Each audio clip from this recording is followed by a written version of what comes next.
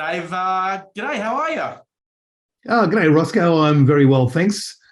Yeah, nice Zoom room you've got here, man. Thank you. Yeah, it's our lovely little studio that we have up here based in Perth where we do a fair few interviews. We only interview the people that we like, and we respect, hence why you're on the phone call. Oh, you obviously don't know me. No, I know you very well, actually. Quintessentially, I know you very well from another group that you're a guitarist of, but we won't talk about that just yet. I really want to talk about, obviously, your band itself called Truck, and the release of your latest single, which is Unconventionally Rising. Now, firstly, I have to congratulate you on it. It's an absolute smashing track. It is extremely motivational. It's uplifting, but it still has that hint of just hard Australian rock, which I really do love. Did it take a long time to write that song, or was it something that was quite easy to write? How did the process start on for that particular song? I think Andy, it's basically Andy's song, the singer. Yeah. He arrives at band practice with an entire picture in his head, pretty much. Wow. Which is really great. He's a musician in that respect, and he'll kind of bang away or sing you the part. So it's basically pretty much I think it's pretty much his brainchild, and maybe Mark, the keyboard player as well. But this is our tribute to Deep Purple. We wanted to just reflect that kind of, we grew up in that, listening to Machine Head kind of vibe, and it's heavy, and it's a bunch of guys going for it. And so we wanted to kind of try and capture that, lightning in a bottle, if you will, And I think it's turned out pretty good. It's great fun to play live. It's awesome fun. I'd imagine you'd have to play it towards the end of the set, wouldn't it? It's such a fun, fast-paced, catchy track. It really, and it's so motivational. I mean, I've been lucky enough to listen to it a fair few times and also watch the YouTube clip, and I do strongly sort of get anyone who is watching this to check it out. You can check it out at truckofficial.com.au. The link is in there for that. The video clip is actually quite smart in the sense that it starts off black and white, sort of almost a little bit sinister type thing, to that journey of uplift and rising to you guys it looked like it was a lot of fun to make. It's a lot of fun to be in this band, to tell you the truth. It's really, and we did it, our mate, Cam McKenzie, who is the guitar player from Horsehead, Andy's other band. Yeah. He basically shot it at this venue that we know, the Lucky 13 in Moorabbin. And it was just a great afternoon. It was really good fun. And, it's done it was on a bit of a shoestring budget. I mean, there's no label throwing. Well, there's a label, but they're not throwing hundreds of thousands of dollars at us. So we can't do total eclipse of the heart. But it's kind of it's low. It's kind of lo-fi, but it's just got that grainy kind of edge that we like, and that's kind of the music has that as well. So it reflects that. Yeah. Yeah. Was Unconventional Rising a product that was thought up sort of relatively new? Was it something that you guys were holding on to during COVID? Or I know every band's a little bit different. Sometimes they don't want to release music, particularly we had that sort of terrible spell, and we're still going through it now, of bands are having to hold on to music so they can then have these launches and bits and pieces and I suppose give it the value that it truly deserves. Was it something that you guys were holding off sort of coming out to COVID, or was it just something that just, like you say, a lightning bolt in a bottle where you had to give it to the world?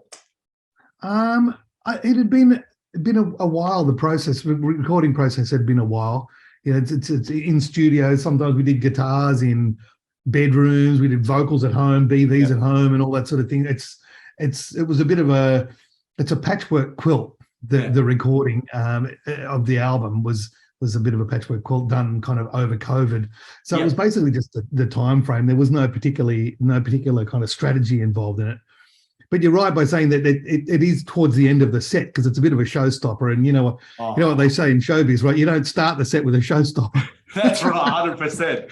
As I say, it kind of feels like you're speeding away in a car almost. The guys are all in the video clip are in their black sunglasses, sort of, in very dimly lit, to that almost like an emergence of sorts out of the video clip. And and having a little bit of a look at particularly the last sort of 3 songs that you've released, Lucky and Make Hay, they kind of seem to follow that same almost quintessential rock pattern of just celebrating being Australian, having fun. They're just good, hearty, sort of hard rock songs, which you don't really get a lot of this day and age. Take Lucky, for example. It's probably one of my favorites. The video clip looked absolutely amazing. To the very end, did you have a few drinks after that? Because it looked like it was a ton of fun. We went and did a gig after that. Oh, you know, like towards the end of the clip where they bombard us with all that like dye and all that sort of stuff. We turned up at the gig and we're like, still had all this shit all over us. We went and played at the Bendigo Hotel in Collingwood that night. Wow. But that clip was done in Kev, the bass player's backyard. Yeah. Basically, it was. And who were all the people that were in the clip? Was it all just family members and friends, or friends and family? Yeah.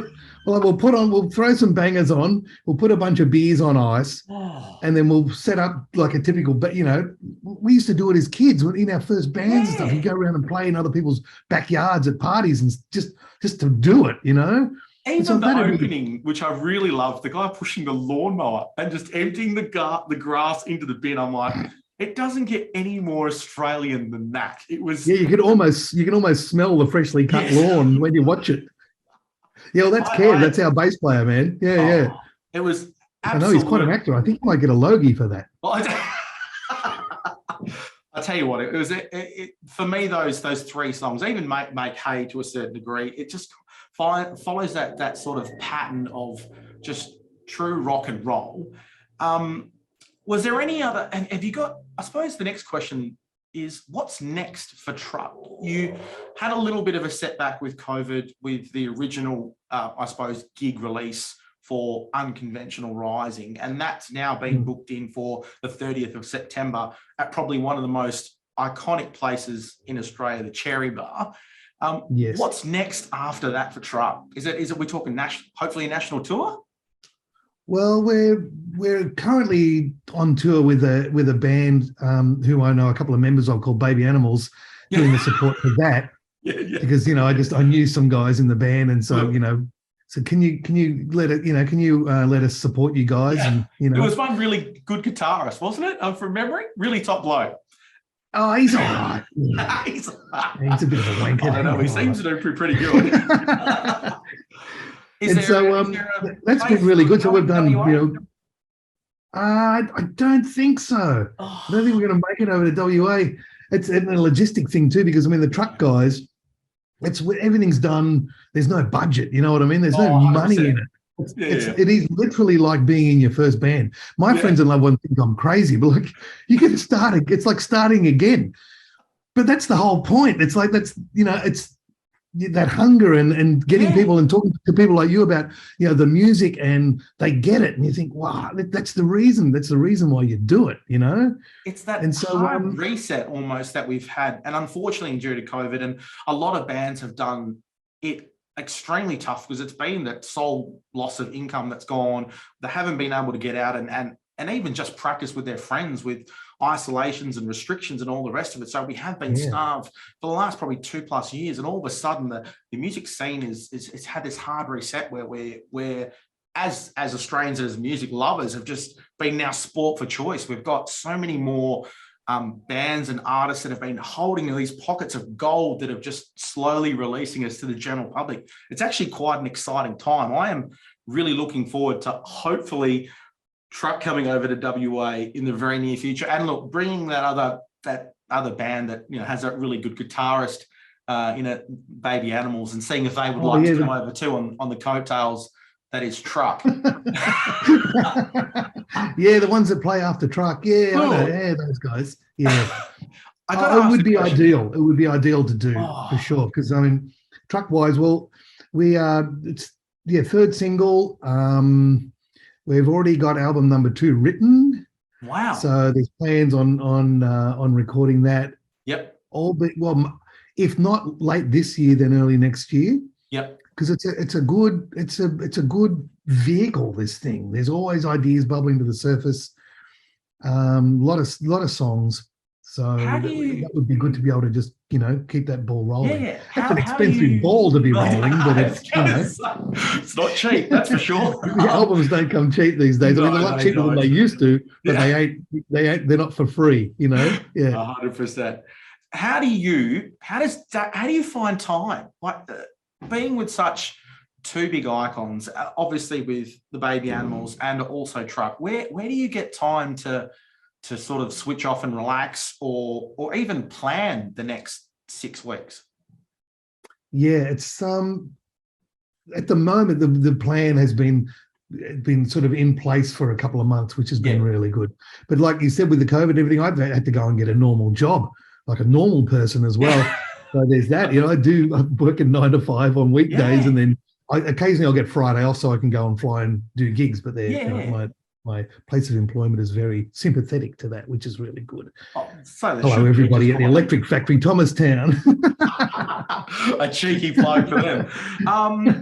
Has it been a good sort of, I suppose, a relief to finally have another day locked in for sort of the release, the official release of Unconventional Rising at the Cherry Bar? Because I know that was originally, I think it was back in April or something, wasn't it, of this year, and it got shelved or something to that I effect? think so. We did do a gig at the Cherry a little while ago, which was great because we went and blew the walls off the joint. Yeah. So the single launch would be great because it's a great place to play. There's a great vibe in there. Oh. James and the crew at Cherry are really kind of accommodating, and it ain't the biggest venue in the world, but you kind of set up and it's just got that small, intense, sweaty 100%.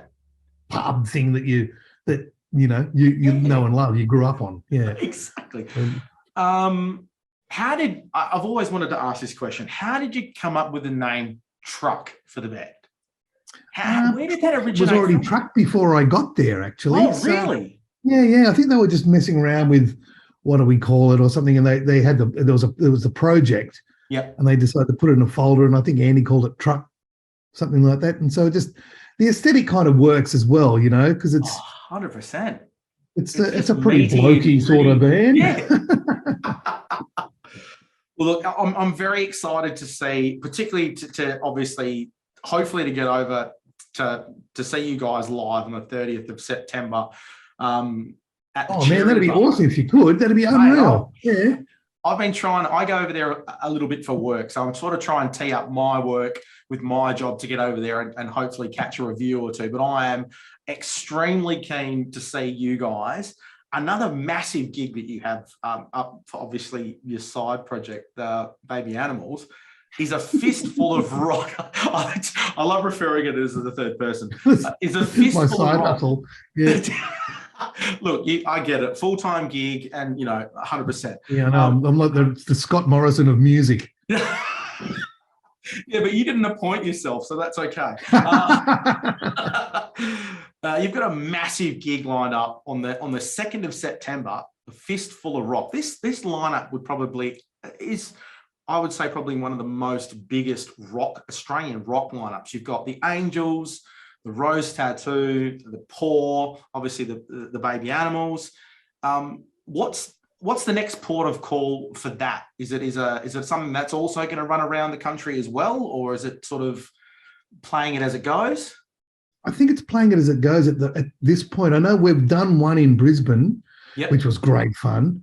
So we've got the Sydney one in September. All being well, they parlay that into some sort of a regular run. I mean, it's good for us because we just play non-stop belters. We'll do Painless and a couple of other things, but it's an interesting point of difference, girl singer and all that sort of thing. So I think it suits us pretty well. We love playing hard rock. I mean, who doesn't love playing? Who doesn't love listening to it just quietly with that lineup? It's huge, and it seems to me that the industry at the moment too is really accepting, and also even the fans are really accepting of having these almost like mini type festivals where you'll get a couple of the bands, whether it's from the 80s or 90s, and new talent getting taken along. I know we've got some big stuff happening over in WA at the moment with By the Sea. Hortons will usually do one as well, and a couple of other festivals. And I'm hoping, fingers crossed, that this paves the way for more other bands like Truck, Baby Animals, Angels, Rose Tattoo, to then sort of jump on this almost this festival-like tour, which I think the fans will absolutely know and absolutely love.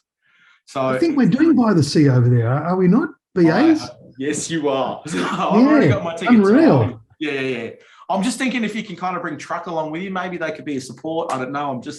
No, it'd be great if we could hustle just to get them to open up, just so that we get some sort of traction and play some big outdoors, because I think the band would shine in that environment. You know what I mean? Yeah. And I think they would be very widely accepted too, particularly because your music is so rock based. It's so gritty. It's so raw, but it's also very much so Australian, which I absolutely love.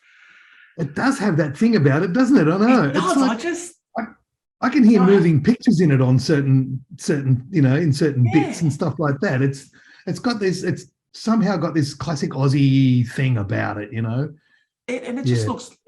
looks and feels. It's the band Truck, essentially, the music that's come out of it, particularly for the last 3 singles, is very much a music that you can listen to before you go to school pickup or on the way back from work. It's so diverse. It has such a catchy sort of tune. I was listening to it, I even in the car, just sort of tapping my foot away, going, oh, hang on a minute, got to slow down. I think I might be going a bit fast here. You know what I mean? It's such a positive, sort of uplifting type music, which I absolutely love. And I think we should have more of that, particularly in the music community. So you've got these big gigs coming up. You've got 30th of September launch for Truck. You've got the 2nd of September for Fistful of Rock. Mm-hmm. It's a bit of a weird question. What if Dave had the opportunity to do anything for one day, right? Not related to work, not related. What would Dave pick to do? What does Dave like to do to have a bit of fun? Or would Dave like to go rock climbing, fishing? You had one day. Wow. What would you do? How would you switch off? What's your thing? Oh, switch off. So not music or work related sort of thing. What would you do? I'd probably go and grab a sailing boat and head out in the bay, a skiff or something like that. Because I used to sail a lot as a kid. Really? Long Jetty Sailing Club. Yeah. I used to sail VJs and Manly Juniors and stuff like that. And I really loved it. And it's something that I haven't done for years, 40 years maybe, something like that. When I was sort of mid-teens, I sort of gave it away and just concentrated on music. But I really loved it. And I'd love to get back out in the water. Be really good. Yeah, one of these days I should buy myself a boat and a trailer and go do it. It's probably not that hard to do, right? It's just a matter of doing it.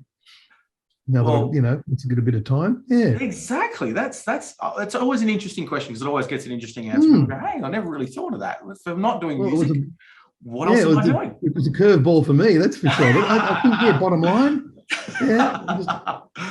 well, Dave, it's been an absolute pleasure talking to you. I am very, very excited about the gigs that you do have coming up. I'm super excited to come out when you're actually going to be coming over here to Perth, particularly for By the Sea for Baby Animals, and also hopefully getting over to Cherry Bar on the 30th of September to see Truck's release of Unconventional Rising. Keep making the amazing music.